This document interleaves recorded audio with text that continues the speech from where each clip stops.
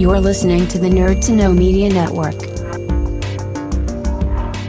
Join us at nerdtoknowmedia.com.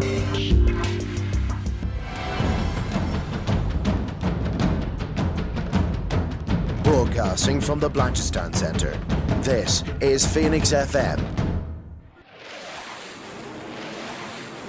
This is 92.5 Phoenix FM, community radio for Dublin 15.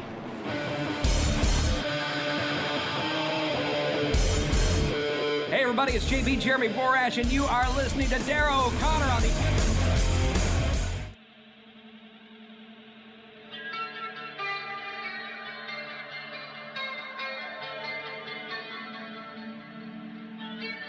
Welcome to the Wrestling Rewind, the only wrestling podcast by fans who don't hate wrestling.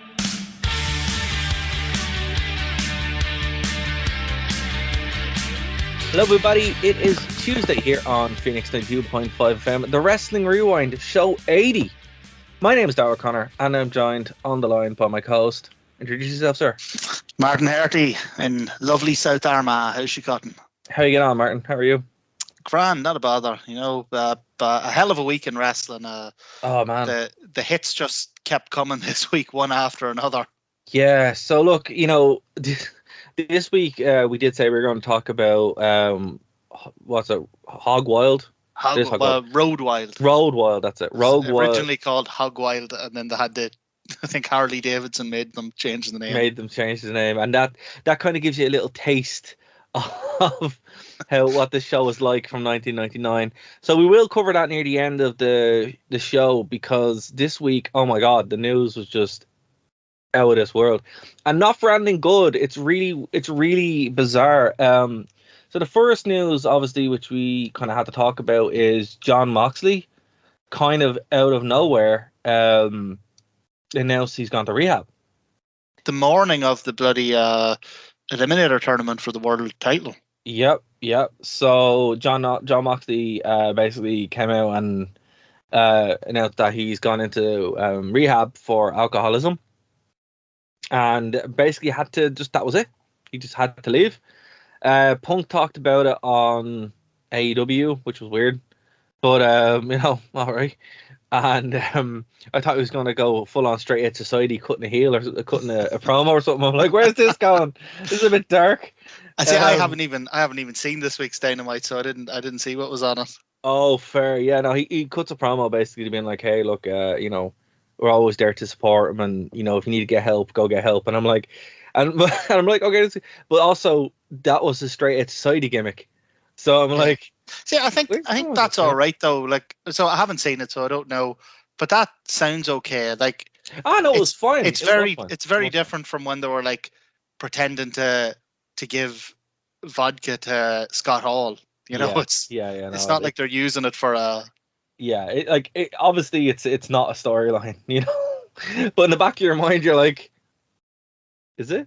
Is it a storyline? Is it not? But that's always the way with wrestling, isn't it? Yeah. You never know. But obviously confirmation would then come from other sources as well. And it looks like he actually is gone into rehab. So 2 days ago, Jonathan David Good, better known by the ring name Jon Moxley, has entered rehab for alcohol use. And hey, look, that's tough. He just had a daughter there recently, him and Renee Young. And it's a bummer, man, because they did have a You have to imagine that's what prompted it, that he... I'd say so, yeah. That he has this new child, and he's like, okay, well, now I really got to, look after myself. And I don't know him. I'm not part of his personal life. But I don't get the impression that he was like a raging alcoholic or anything. I don't think it's even that. I was listening to... I don't know who was this. It was either Solid Monster or one of those other shows on YouTube. And basically what they were saying is it's so completely different to what wrestlers are normally taught to do. As in, wrestlers are always taught you have to give, you're being paid so much money by this person, you have to go out and give 110%, and then whatever way you manage to cope with that, it's on you. Yeah. So that's kind of what prompts, which is how you end up with stuff like the plane ride from hell. Yeah, exactly. And you end up with drug use, over drinking, pills, all that kind of good stuff, all that abuse that you do. all that stuff that wrestlers have to deal with. Well, not good stuff, obviously, but you know what I mean? All that stuff that they would do to kind of get by. And they have done for years, like 30, 40 years. Like, it's so many wrestlers. Like, look how many wrestlers have died young. It's only a recent phenomenon that has stopped happening, where wrestlers just aren't dying at like 50 or 45 or whatever, you know, either from suicide or from something like this. So look, you know, stories from the 80s of guys working 350 days out of 365 in a year, and you know, driving from town to town, like literally snorting cocaine while they drive just to keep themselves awake. Yeah, no, and it's stuff like that where, you know, the plane ride from hell, in context, you're like, oh well, this makes a lot of sense. Why it was so bad? Yeah, and it doesn't make it okay. Oh, absolutely not. It's like we were saying before. You also have to hold the company to account for, you know, putting people in this position. And I do have to hand it to AEW and also to Tony Khan for being like very open with this, where it's like, hey, look, here's what's actually going on, because it is, you know, AEW, for all its faults and positives, both of them. It's two faults. It begins with Cody and ends with Rhodes. It's that, like, they are quite open, and the fan base is quite smart. So instead of just BS and everyone, they're like, look, here's what's actually going on. And I think everyone appreciates that, and that's what Punk was kind of tapping into as well. So look, if this is how the new world of wrestling is going to be, that's pretty cool, where people are able to go and look after their mental health, they're able to go get themselves clean. Because look, everyone loves Jon Moxley, but you don't want to see him die, you know, or whatever. It's just not. It's just not a very. I think it was like a very healthy environment. Yeah, it does, and like you have like wrestlers like Punk and Bryan, and they were saying part of the reason they came in was because of how well Brody Lee's family was treated. But I think it was. Sorry, go on. It's funny you mentioned Danny O'Brien. Apparently, Danny O'Brien and Jon Moxley are like super close. Oh, I didn't know that. But and like they both seem sound. Yeah, and he's one of the people that's like, hey, you need to go to rehab and get yourself sorted. Well, so what I think the reason or the way they come out with it, I mean, yeah, it was good. It was the honest thing to do, and it raised a really important issue. But I think it was also the smart thing to do, because if they had to come out with something vague, Jon Moxley's taking time off for some personal issues, Jon Moxley has gone to a local medical facility, you know, whatever. That would have just, like, the internet would have just been rampant with speculation. Yeah. That would have been hounded for answers, and, you know, it would have been a whole storm. Whereas this way, they control the narrative. You're always going to have the usual, you know, trolls and bollockses on Twitter and the like. But I thought it was the smart, responsible, and sensitive way to handle it. I agree. I think it was the best way to go about this whole thing. And, you know, he'll be back soon. He'll be back, you know, healthy and all that kind of stuff. But, like, at the end of the day, he has a young daughter. He has Renee Young, all that kind of stuff. So it is what it is, you know. It's one of those stories where you're like, wow, the wrestling world has changed for the better, and it's great to see. You know, it sucks that he has to go through it in general, but it's also like, you know, more power to him, and, you know, hopefully he's able to get back to it. You know, and I'll tell you what, Jon Moxley returning successfully from rehab, that's a CM Punk level pop there when that happens. Oh man, and it's also, you know, the ultimate babyface run. So, you know. Oh yeah, I can see him winning the title off that. Oh, absolutely, absolutely. So, you know, and sometimes reality is better than any kind of storyline, you know.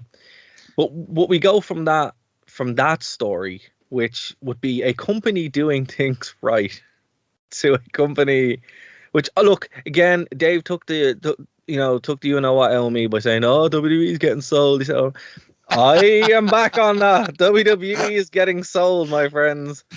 It is getting sold. That's the day that contract is saying that is going to be your crowning moment. I'm telling you. I called Sting was going to join WWE, and I'm calling this. There is nothing that can convince me that it isn't happening. People are like, what's going on with WWE? Why are they doing this? Because they're getting sold.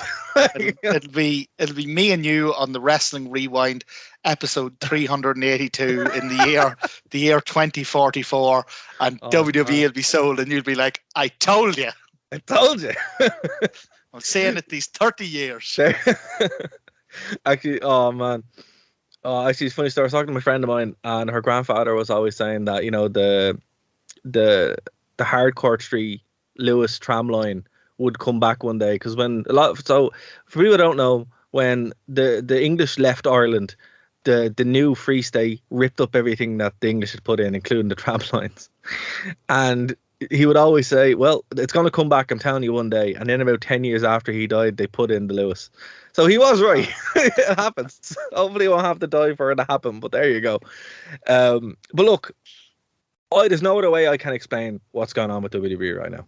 All right. So we got the news pretty much out of nowhere, man. Like yesterday, was it yesterday? It was yesterday. News broke. I think probably the day before, yeah, US time or whatever. But yeah, pretty much yesterday. Yeah, so November the 4th is what I have in front of me here from the New York Post. So it was yesterday, US time. We start hearing a bunch of releases. And these weren't small releases. So the New York Post has confirmed that the outfit is moving on from Ember Moon, Keith Lee, Karrion Kross, Mia Yim, Gran Malik, Nia Jax, Lince Dorado, Jeet Rama, Katrina Cortez, Trey Baxter, Zardina Ramira. These names are horrific. Jessie Camara, B-Fab, Oni Lorcan, Frankie Monet, Eva Marie, and Scarlett Bordeaux. I don't know. A lot of people. But some of these names I know, some of these names I don't know, some of the names I can't pronounce, obviously. But the ones that stick out to me here are Keith Lee, Karrion Kross, Eva Marie, and Mia Yim and Gran Malik. Like these Nia are Jax. Nia Jax should never be. But they all stick out for we'll go through them, but they all stick out for different reasons. Yeah, that's different fair. Reasons. That's fair. That's very fair. But I mean, like, the Karrion Kross and Keith Lee. If you can't make Keith Lee a star, what is wrong with you? What are you doing? But they did the opposite of make him a star. Yeah. He was a star. He was beloved. Yeah. All they had to do when he moved to the main roster was nothing. Yeah. Change nothing. Yeah. Let him be himself. Let him do his own moveset. He'd have been huge. And they did the opposite. They dragged his worth, his value dead. Astonishing. So there's a bunch of different reasons other than budget cuts on this. Surrounding Nia Jax as well. It is quite interesting. We'll talk about it as we get into it. But another thing that popped as well this week was apparently the reason Bray Wyatt was released was because Vince just didn't like him. And he was difficult to work with, apparently. Which I don't necessarily buy. But again, when the company's stealing your ideas and not letting you be on TV, you're probably going to be difficult to work with. You know what I mean? But I've no problem believing that you could get fired just for Vince not liking you. Yeah, well, that's like wasn't one of their, I can't remember the name, but wasn't one of the real hot prospects 10 years ago or so fired because there was some segment where Vince was walking backstage and your man smiled. Everyone was supposed to like look down or something, and he smiled. Yeah, it was Brian Kendrick and his tag team partner. They were sacked for that. Yeah, but also like what was it? Mr. Kennedy was fired just because he did it. So stuff like this has happened. But I'm like, wow, we're still kind of living in this. Oh, Harry Smith was another one as well who was let go. I didn't even realize Harry Smith was still in the company. But man, like, where do you want to start with this? Like, well, okay, so let me cover some of the different reasons briefly. Sorry, apologies. Yeah. So Keith Lee is just baffling because, like you say, an astonishing athlete. Yeah. A huge character. Like he had literally everything. The fact they couldn't make it out of him is he didn't have everything for the WWE, to be fair. But he did it. But the WWE is an unwatchable mess of a product. So that's not a condemnation on him. That's how bad WWE is right now. I don't think there's anyone who can actually get over in the WWE right now. And if you do, it's unless you're Roman Reigns, who, fair play. I don't know how he's still hanging on. Not having us to hang on that company, you know. It only took 12 years, was it? And to get all the damage off him as well, and he's doing the best work of his career, man. But like, Keith Lee could have, if booked competently and by somebody else, he could have had feuds with your Roman Reigns. He could have plugged right in there in your main event scene, you know, legit. But WWE now, another reason why I think they're looking forward to this sale is they're changing they're changing exactly what they are. They're moving away from the. It's either a sale or they're trying to make themselves, or it's a reaction to AEW. I don't know which one it is. So let's just play with the idea that it's a sale. They're streaming down their core product to be the most WWE core that it can be. Handful of guys go in, do the product, fulfill the contracts, and then they focus on the brand and the tape library and all that kind of stuff. Well, this is what Vince has been working for 20 years. He didn't want any big stars. He wanted WWE to be the attraction. So You're right. And he's been successful because there's a huge cohort of fans out there who will just watch WWE. No matter how bad it is. Yeah, just because it's WWE. Yeah. And, you know, as a bit, I mean, it's scummy as hell, but as a business approach, it's genius because he can pare it down. He can have 20 active wrestlers and run this multi-billion-dollar company on the back of them. Yeah, and I think so. There's that, right? Or there's a sale, right? Which is, again, you can just sell that off, and if you're going to run it, you run that for a while. You sell that, and it's nice and a nice tidy, you know, product that you can just go, well, this is the WWE. Here's who's on the roster. Here's what you're getting. Blah blah blah. Or this is your reaction to AEW, and they see Triple H's battle or failure as such against AEW, which is really unfair to put NXT against AEW. That's not a battle, that's a massacre. And they're like, well, look, this didn't get over, this didn't work. AEW is still there, so we're going to undo everything that we've done, as in AEW being the super indie, to NXT. Not AEW, NXT being the super indie, to go to, you know, to be the feeder or whatever, to even NXT now being like Raw Light, being this weird kind of feeder system basically for Raw. So as you said, that can keep going. They can pare it down and just run on autopilot for the next 20 years. Because what Black and Gold NXT, I mean, what it needed was tweaked. It had problems, but it just needed tweaked. Like it could have easily recaptured its sort of heyday in the sort of 2014, 2016, 17 time period. It needed tweaked. They went and just completely threw the whole thing out and brought this Splatoon thing in. But like, dude, I honestly, I don't see how they see losing against AEW's main show as a bad thing.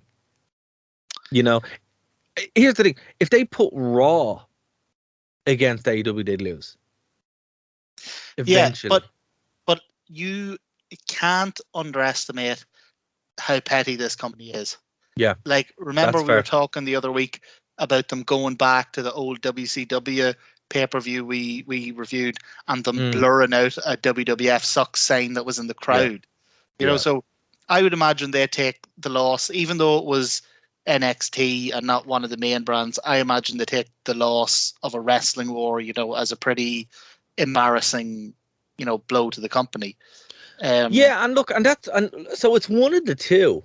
It's either they're prepping for the sale or consolidating their brand to be the WWE, and that's the experience, and that's what you go for. And that seems to be what they're doing now with their hiring or firing process. Apparently, don't want any women over 25, men over 35. Yeah. They don't want, you know, they don't want any indie guys. They want like monsters. Which is they don't want wrestlers. They don't want wrestlers. They want a blank slate with the right look to come in, and they build them to be a WWE superstar. Yeah, and redefining what that means.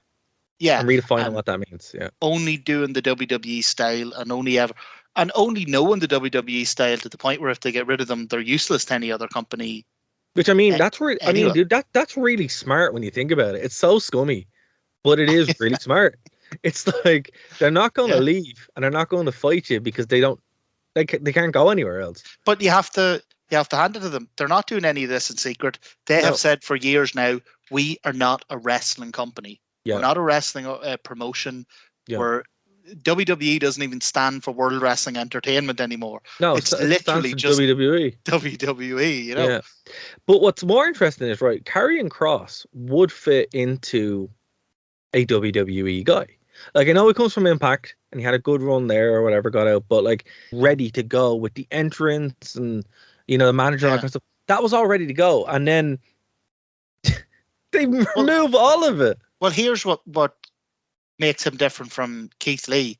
Right. He is a guy who was pushed to the moon in NXT. He was given, like you say, unbelievable entrance, like these power moves. I didn't actually think he was all that great in the ring. No, he's not. He's no Keith Lee, but he does have the WWE look and style. Everything up to the bell was, put a huge amount of effort into it. And then to put him on the main roster, they job him out to Jeff Hardy. They give him a Quang mask. Yeah. Yeah. And then they fire him. It wasn't his fault. Like, just baffling. And what I would say is, if I was Bron Breakker, I'd be looking at that very closely because I get mad Karrion Kross vibes from Bron Breakker. Yeah. Big, huge guy getting pushed to the hilt really early in NXT, probably too early. You know. Well, here's what they're going to do, dude, right? By having this, like, WWE strength for the past couple of years was having a really good in-ring product to an extent.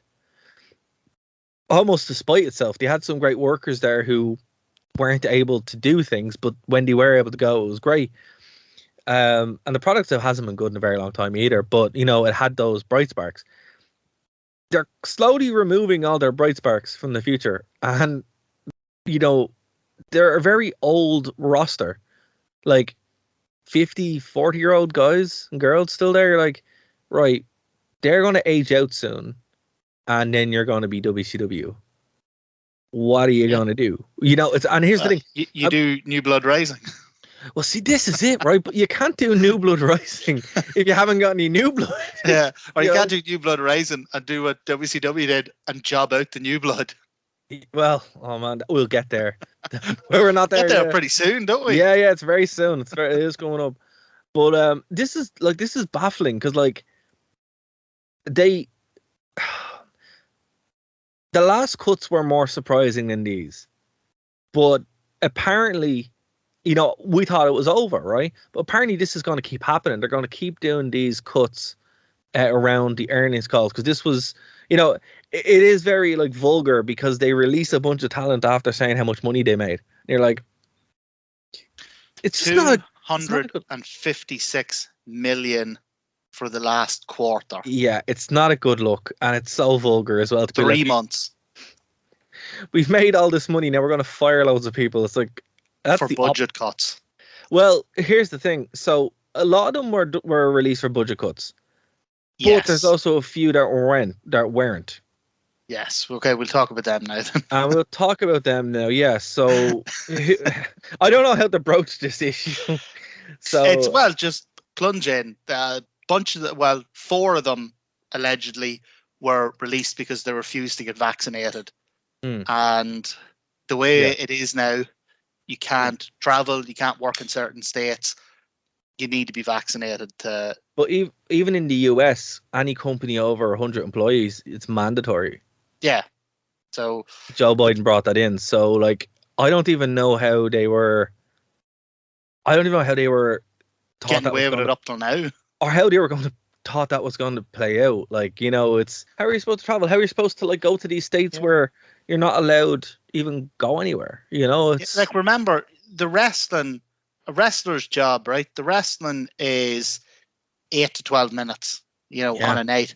The rest of the job is meet and greets, fans, openings, bloody Make-A-Wish, you know, like. Yeah, that's true. Like, these are all things I didn't consider. And I said, like, I feel uncomfortable with the whole mandate thing, but it makes perfect sense in this case where you're like, going to have to, you know, it's like, what are you thinking? You know? Yeah. What I will say is, so one of the ones that was named as refusing to get the vaccine was Nia Jax, and you know what? Given her I'm not surprised that Nia Jax is an anti-vaxxer, because the list of opponents she has indicated would show that she has absolutely no regard for anyone else's health or well-being. No, so I'm not surprised she's an anti-vaxxer. Oh man, Nia Jax. I hate Nia Jax. She just hurts people. Just outright just hurts people. Everything she has done in that company, and this is what got her fired.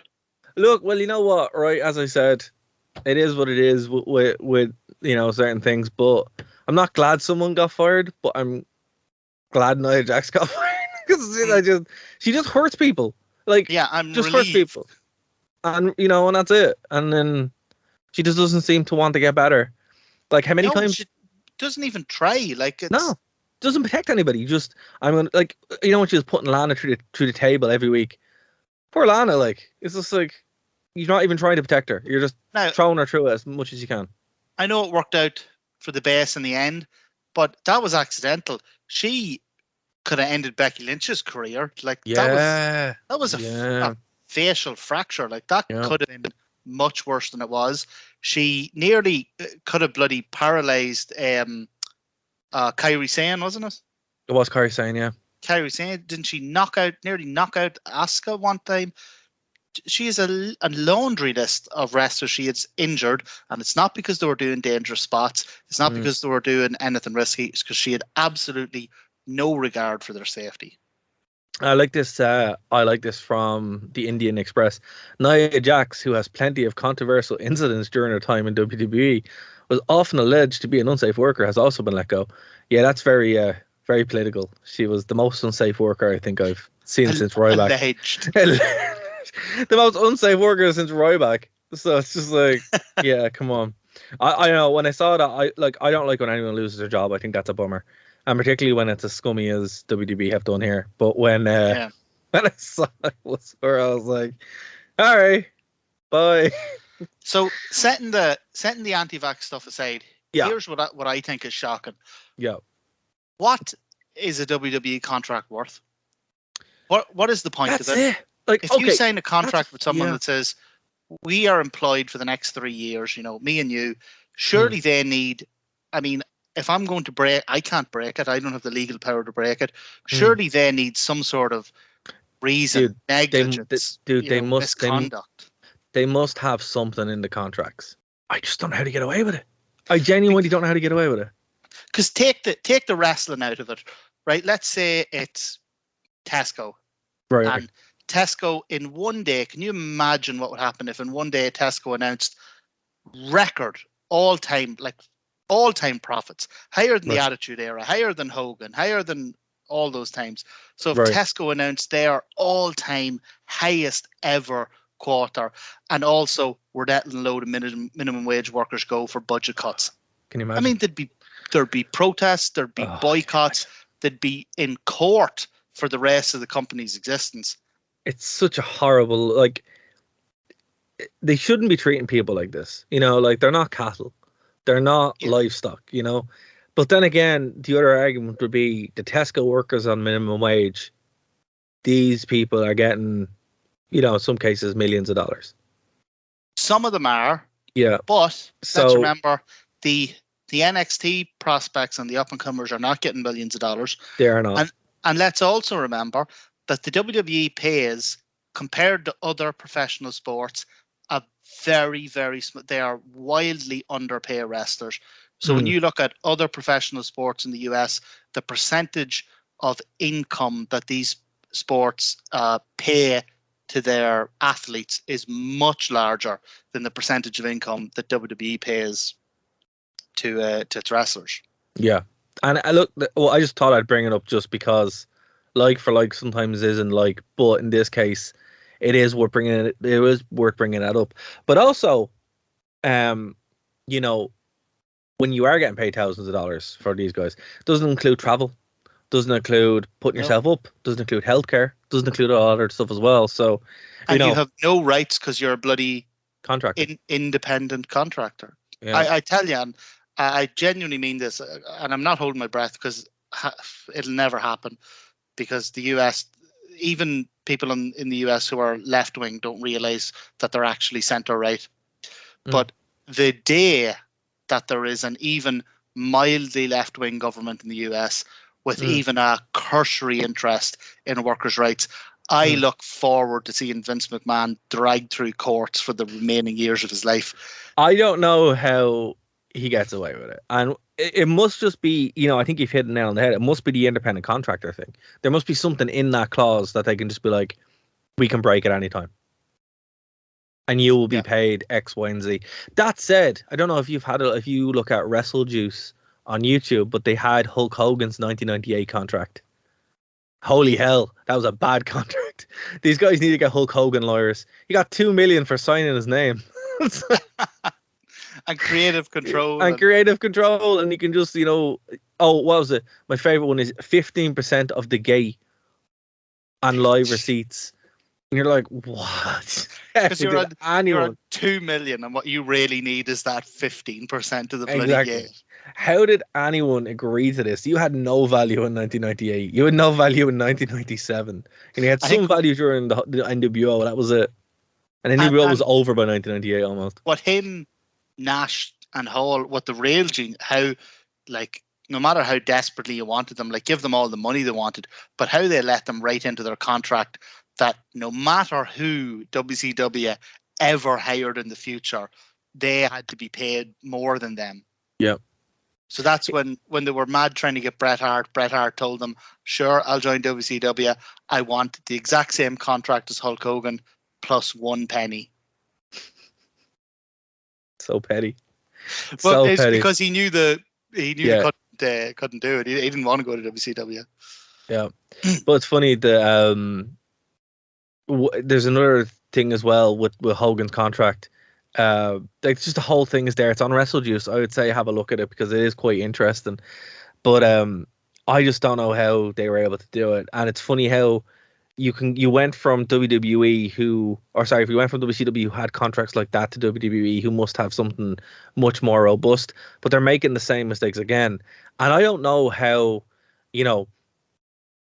this is going to work out because I guess my question is, you've been in the ring and you were training with lads who, obviously wanted to be wrestlers or, would consider themselves wrestlers, but wanted to be wrestlers on the global scale.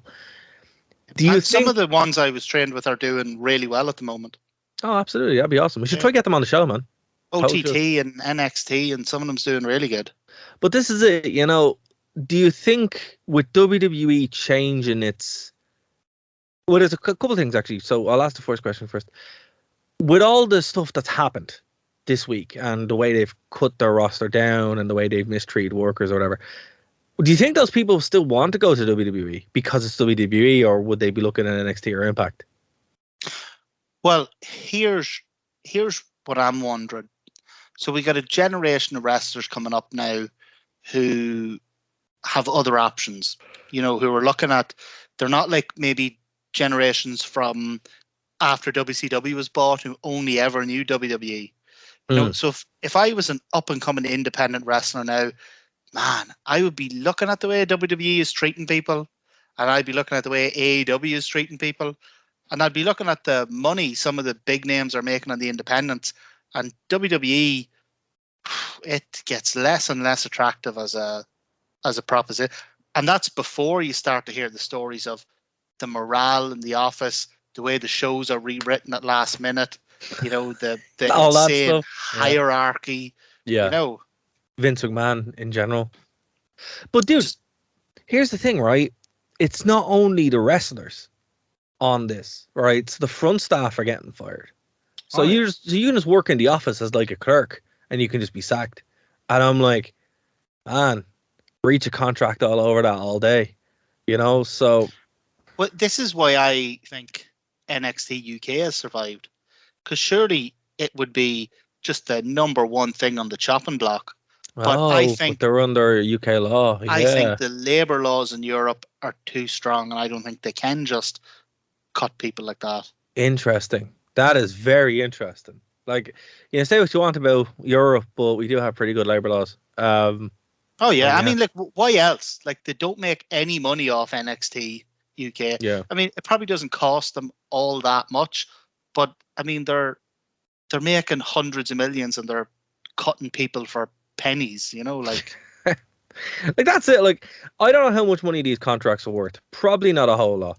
You know, Bray Wyatt's one, fair enough. Probably worth a fair bit. But like Keith Lee, he wasn't on the main roster really. Karrion Kross was on the main roster for a cup of coffee, and the rest of them just weren't. Like, Ember Moon had gone back to bloody she'd NXT. gone back. Yeah, she'd gone back. So I'm like, the only one who was on the main roster was Nia Jax, and she should have been nowhere near the main roster. She should be nowhere near a ring. She should be in jail. You know, beside Vince. Beside Vince, against Sarah Cell. But yeah, no, a wrestler jail or whatever. But yeah, look, that's it there. We're obviously going to keep monitoring the situation. It's interesting because we do a historical show, but sometimes we have to talk about stuff like this where it's just mad. And this is a mad situation. Because this is history. Like, look through all of wrestling. There has never been anything like this. No. There's never been a situation where a company has been doing the best it's ever been doing. And it's just leaving. Bleeding talent. But like, also, Ring of Honor furloughed or fired all their talent this week as well. But the difference is Ring of Honor is pretty much back to just being an independent show. They're not holding on to anyone after this year. Yeah. So and they kept people the whole way through the pandemic. Yep. They didn't let anyone go. They honored all contracts. Yeah. Even though they're letting all contracts go at the end of the year, from the minute they announced it, they're letting talent work, you know, do whatever dates they want. Like, you know what I mean? Like, I don't watch a lot of Ring of Honor. I'd love to. It's just not easy to find. It's really not easy to find now. It's very difficult, particularly when you're in Ireland. Like, but you have to hand it to them, though, man. You know, they've been great. Yeah, they're being sound about it. You know, it's not like they came out and said, "We're making more money than we've ever made now. Everybody leave." It's like, okay. And I'm excited to see what this. You know, they're talking about pivoting and coming back as something else in April next year, and I'm genuinely excited to see what that is. Like, I will tune in for that. You know, a fair play to AEW as well, because like, they seem to be doing everything right as far as talent.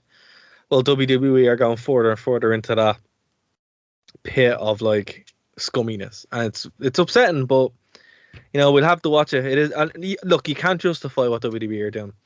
You know, no, having a big party about how great you are and then firing people is it's a bad look. Even though Nia Jax is fired, and it goes to show how deep and ridiculous some of the tribalism runs online, because you have people defending this, and you can't. It's like I say, take the exact same argument, leave the wrestling out of it, and put in the name of any other company, and nobody would defend this. Nobody. And if this company was in Europe, they'd be up in bloody court. Companies wouldn't do it. You know, they wouldn't do it. There's no way. WWE, again, is just existing in its own little bubble, and it's often not a very good one. But that being said, we are going to leave it there, and we're going to transition rather quickly to Road Wild 1999. Now, the reason why it's rather quickly is because when it's a good show, we have a lot to talk about. When it's a bad show, we have even more to talk about. When it's a meh show, we have nothing to talk about. This show is the definition of a meh show. It's the last ever one of these shows that they've done, because it's the final one. And it came from Sturgis in South Dakota. We'll talk about it in a bit more detail in a second. But the actual show itself, don't waste your time watching it. There's really nothing of interest happens.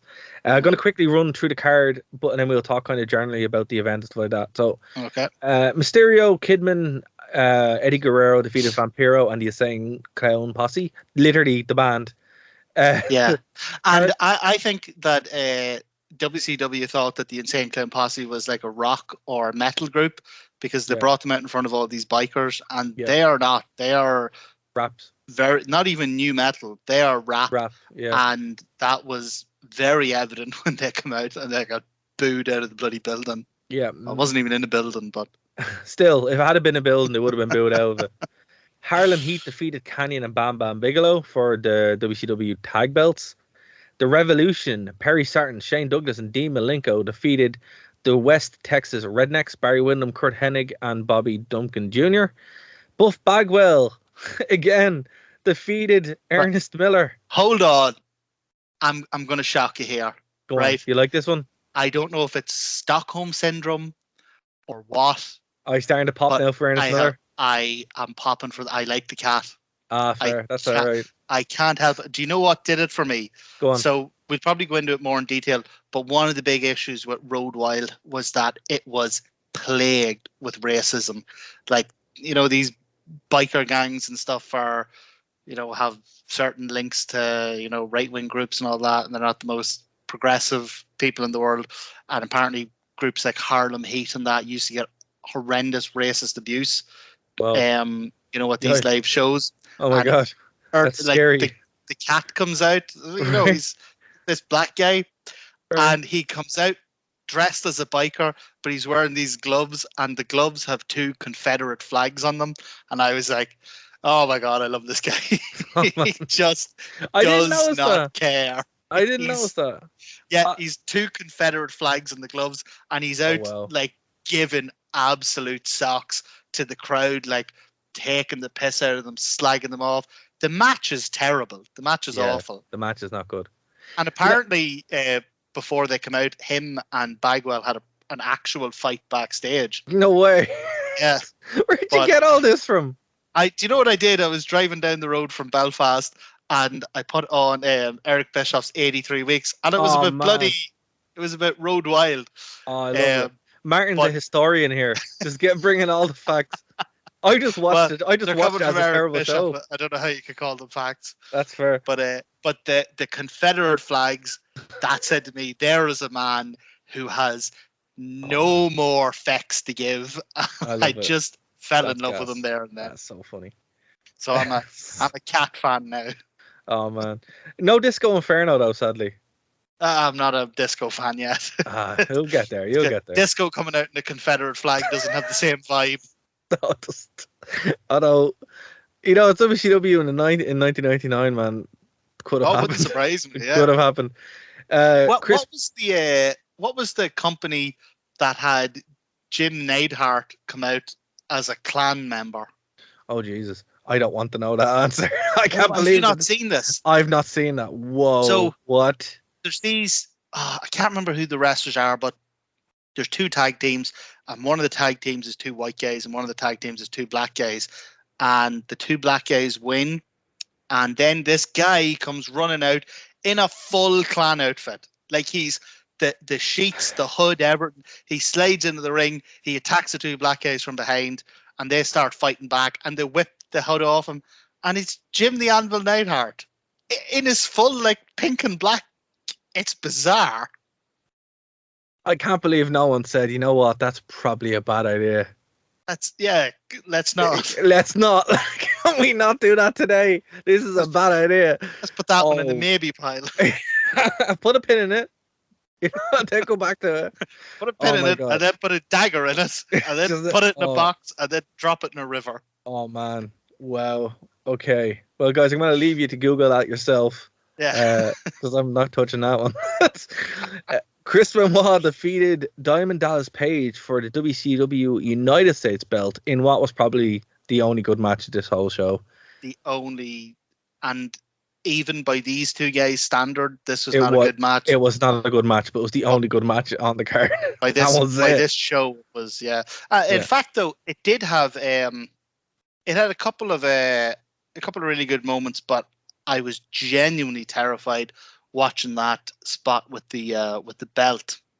Oh wow! Yeah, that was like that could have gone so wrong. Like you know they're fine. Well, I was gonna say they're both fine, but you know they're fine after this match anyway. But when you're watching it, you're like, oh man, like still a lot of risk taken in this. So for anyone not listening, what happened? Or for who didn't see the show, what happened?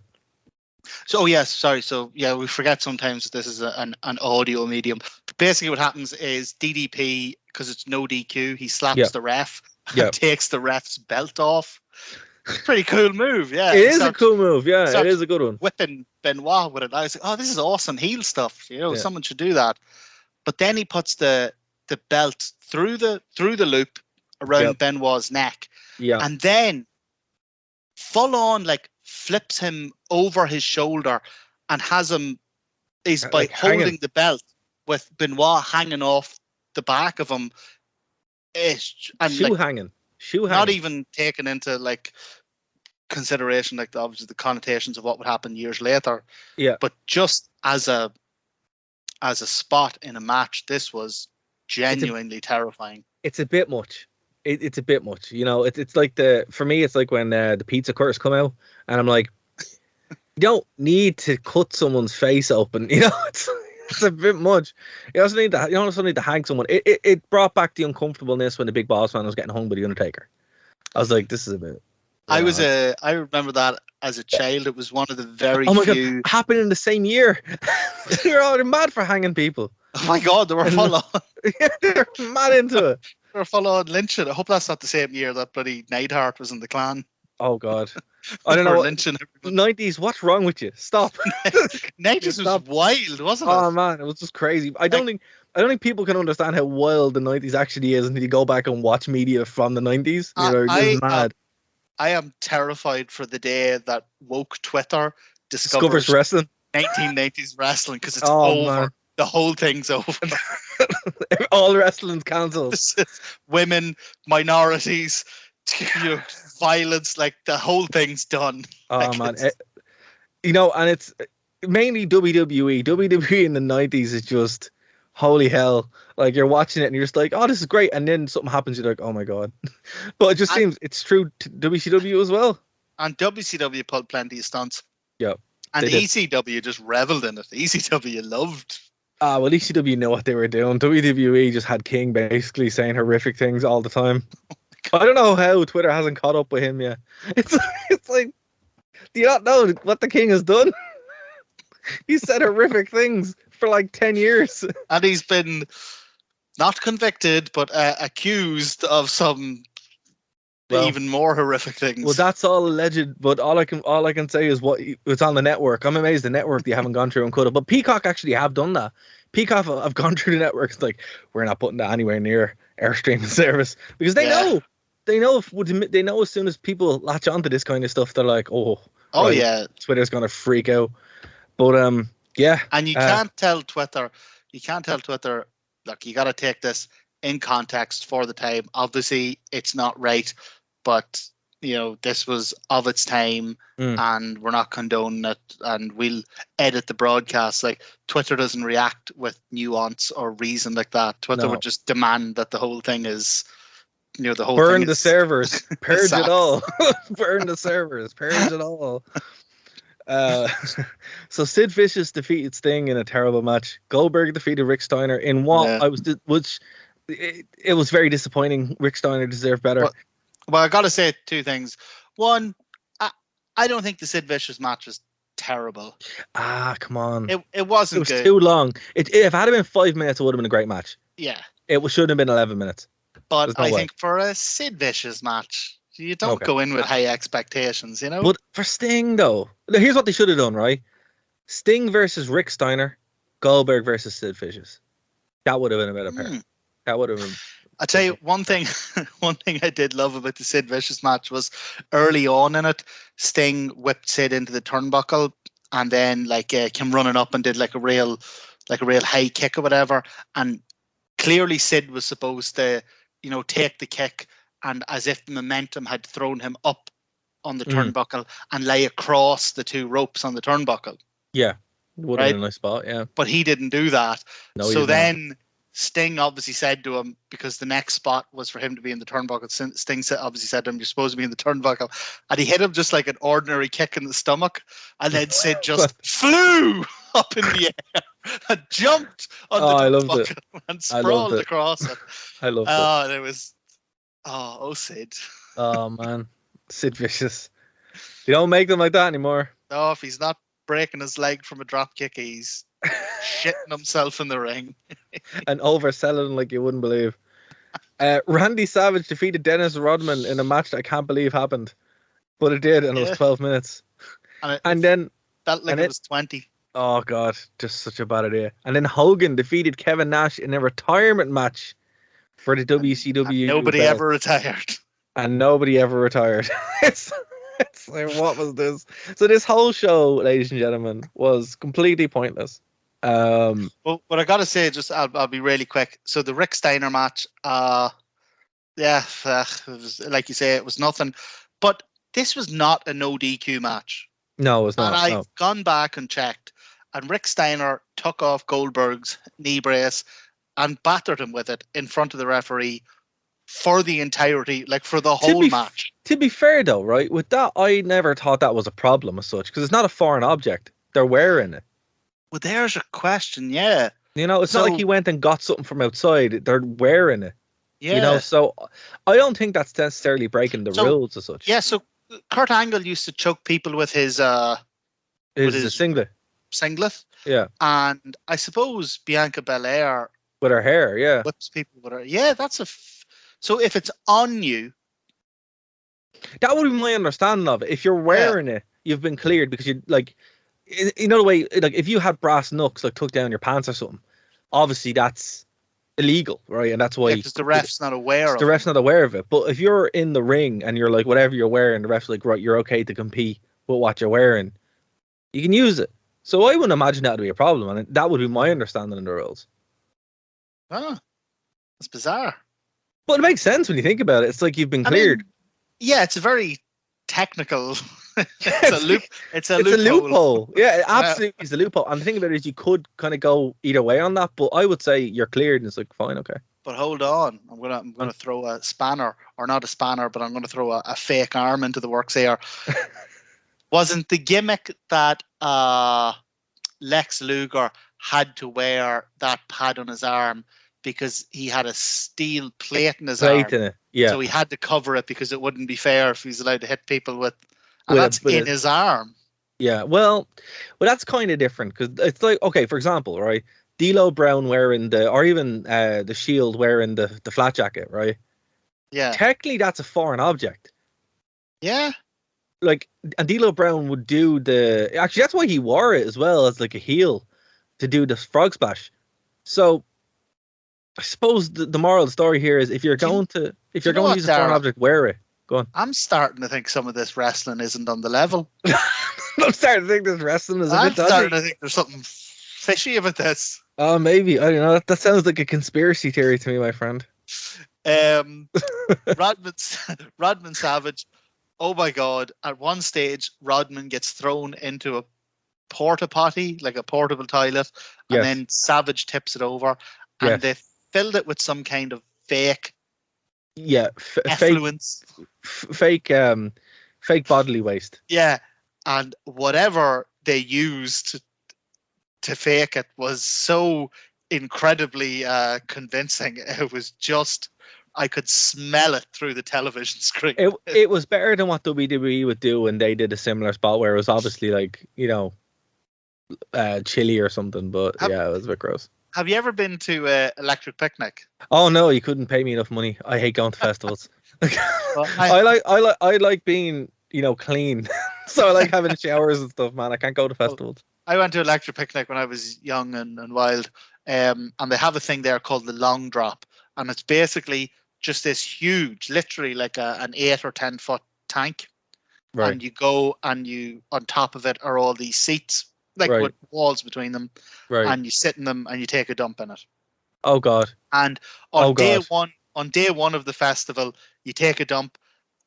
And you hear silence for a couple of seconds, and then you hear it splat the bottom. Oh God, no, I don't like. And on day 3 of the festival, you know, you look in the toilet and the water's just coming up to the edge of the bloody thing. Oh my God, no. And that's what it made me think of. You know what? I made the right decision not going to these places. I made the right decision. And ladies and gentlemen, that's how we're going to leave it this week. Thank you for joining us on Phoenix 92.5 FM. Again, I apologize. But festivals. Oh, I miss festivals. Well, from the sounds of it, I really don't. Maybe not that one. Maybe not that one.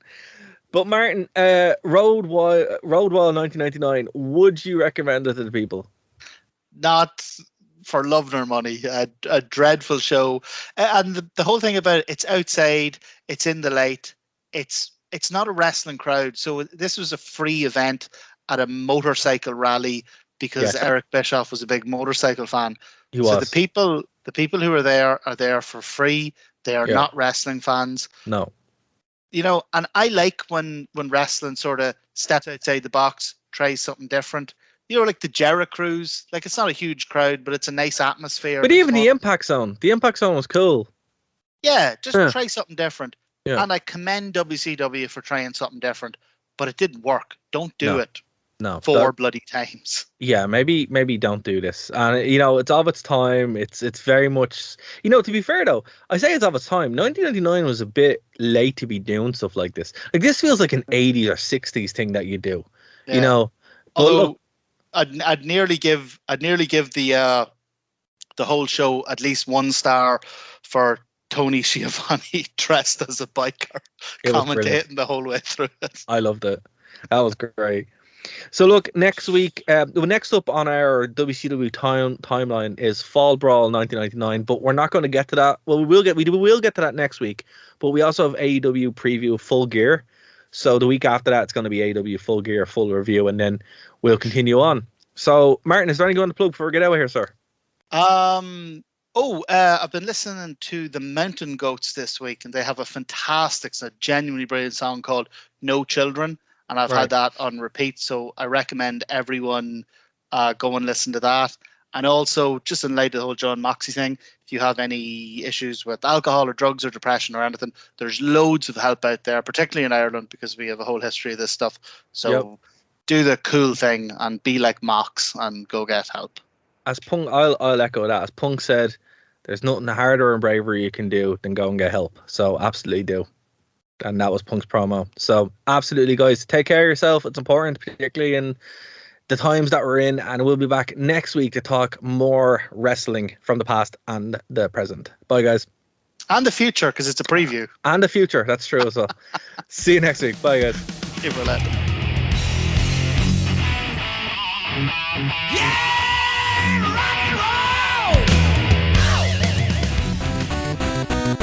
Thank you for listening to a Nerd to Know Media production.